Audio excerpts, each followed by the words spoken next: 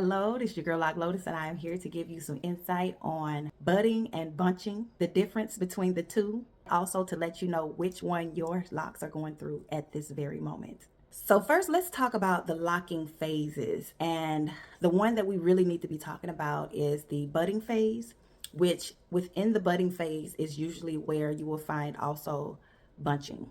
So, when your locks are locking, they have made it to the phase where they start to expand. I know a lot of people call that the rebellious stage, but that is actually the stage where the locks are getting to a space where they are finding a way to mat and settle in the journey. When you have new locks and your hair starts to shed, that's those little white bulbs that you see at the root of your hair. You know that your hair is shedding when you see those. Okay, so your hair is shedding. That shedded hair will shimmy its way down and nestle in an area of the lock where it's able to.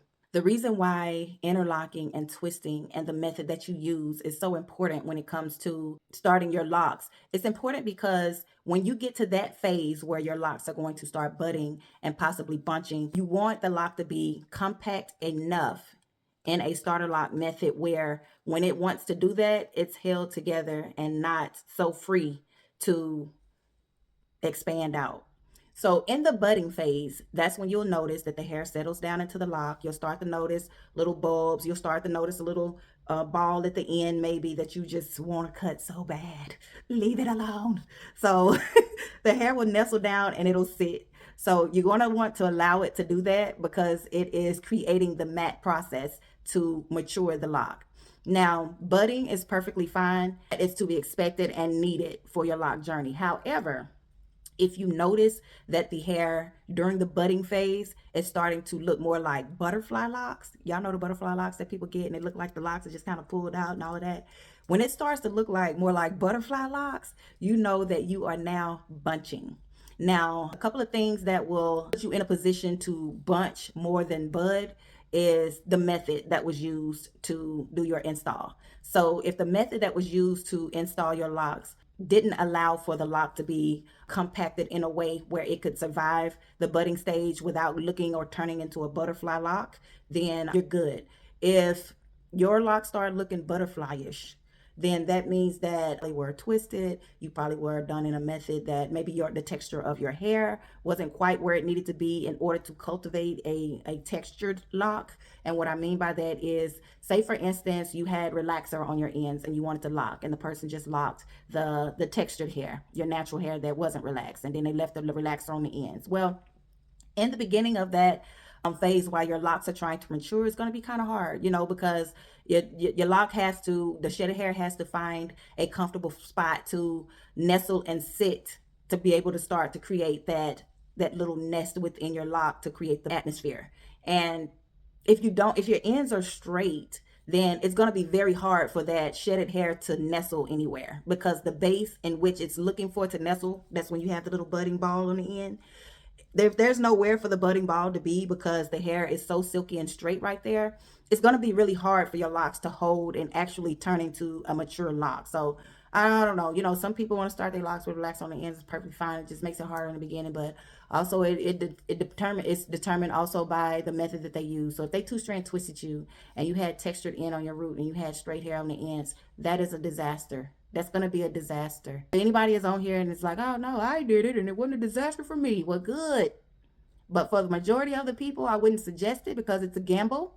And if you're investing in your locks, I would suggest that you don't gamble with what the possibility is when you already know that you're making your stakes really high for an unpleasant locking experience if you're starting with straight ends. So I'm just going to leave that right there. The methods in which you start your locks play a big role in if your hair is going to bud in a healthy way or if it's going to bunch in a non-healthy way. So be very mindful of that. Budding and bunching is actually coming from the same process, which is the budding phase or the maturing phase of your lock journey. It's just a matter of, if you're budding, then your locks are doing well, it's doing what it needs to do, and it's showing signs of that. If you're bunching, then you can see that your lock is not doing well. It has a really distinct look. You can tell when something is going out of alignment, So the things to do, if we don't have a lot to say for the people that are budding, if you're budding, perfect.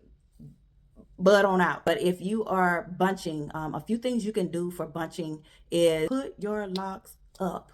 Put them up. If the bunching is really bad, then you might want to seek out some level of corrections from a loctician, experienced loctician now, because people are trying to correct bunching by just taking the lock and just stretching it out. And when you do that, you're popping hair. And when you pop hair in the lock journey, you're going to notice that those hairs that were stretched out, trying to stretch the bunching out, that hair that was broken in there, it's going to show up as a little thin area within your lock. So you'll have a lock, thickness of a lock, thin area, thickness of a lock. When people are correcting bunching like that, that right there is a good way to create thin areas in the lock that may not show up right away, but they will show up at some point in your lock journey. I suggest, and what I do when I correct bunching is I comb the lock down in that area and I interlock it back up, and I butt the interlocking up to where the bunching isn't, and we just kind of go with that. That's the way that I correct bunching, and that's the way that I suggest bunching be corrected. Now, hey, everybody has their own way of doing things, but just from my experience and seeing what happened, I'm just going based on my level of knowledge, wisdom, understanding, experience in this industry with what I'm saying I feel works and doesn't work. Also, another thing that you can do to get yourself past the maturing, budding, or bunching phase of your lock journey is to use salt water to help your locks go ahead and texturize and matte. And what I mean by that is the salt water will create an environment within the lock that will allow the hair to go ahead and lock. So saltwater sprays, which they'll be in my Amazon store link, that's below. But the saltwater sprays, I also found a salt texturizing shampoo that I have been using on new installs and new StarterLoc clients that is going to help push the budding and maturing phase along. Now, another thing is make sure, and I'm going to say this every time I need to say it until I can't anymore. Start to tie your hair up. When you're shampooing it, braid it down, twist it down. Don't let it dry loose. Do not let your locks dry loose, please. And I don't care if your locks were started the correct way with the interlocking your small locks, or if they were started with twists. I don't care. Go ahead and twist your hair down.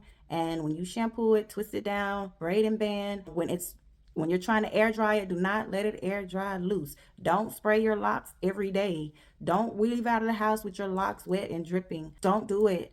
Don't do it. That right there is going to create the perfect environment for locks to bunch.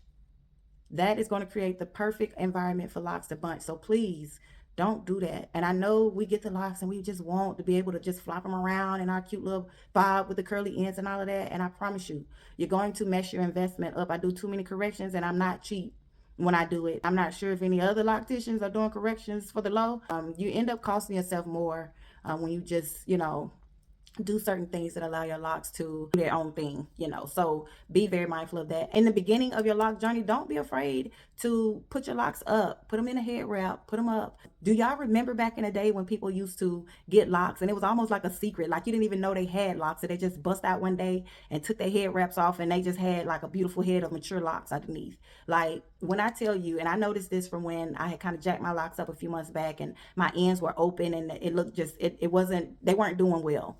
But what I did was I tied my hair up for about 2 months, and it allowed my ends to close really fast and all those types of things. So when I say that to say, don't be afraid in the beginning of your lock journey to go ahead and put your locks up. Put them up for a couple of months so you can speed up your maturing process, and get to the next stage, whether you want color or you want to start doing things with your locks that you can't do when they're new and not quite compacted and matted and, immature. Go ahead and mature them. Like, just get past that stage, don't be afraid. And also don't be, also understand that it is a good idea to put your locks up, mature or not, in the colder months. Just like when we had our natural hair and we would put it up in protective styles when it was colder months and we would tuck our ends and do all the things, locks are still hair. It's just matted, but it's still hair. So the very things that you protect your loose hair from, you can protect your locks from it too. Don't forget about that. Let's use our critical thinking, let's process these things. Put your locks up. When it's cold outside, put them up. If you have new locks and it's cold outside,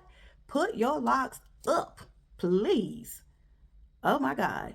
So that is pretty much it for this video. So I'm so glad that you watched all the way to the end. And if you could please drop an emoji or something at the end of this video just to let me know that you made it to the end. I really appreciate you watching my content. Please subscribe to the page and also like and share my content. I want to keep putting content out, but I want to also make sure it's getting into the hands of the people that really need it. So please do me a favor by sharing my content with someone that you feel like need it, and also subscribe to the page so the algorithm can send my content out to more people. So with that being said, thank you so much for tuning in, and see you in the next video.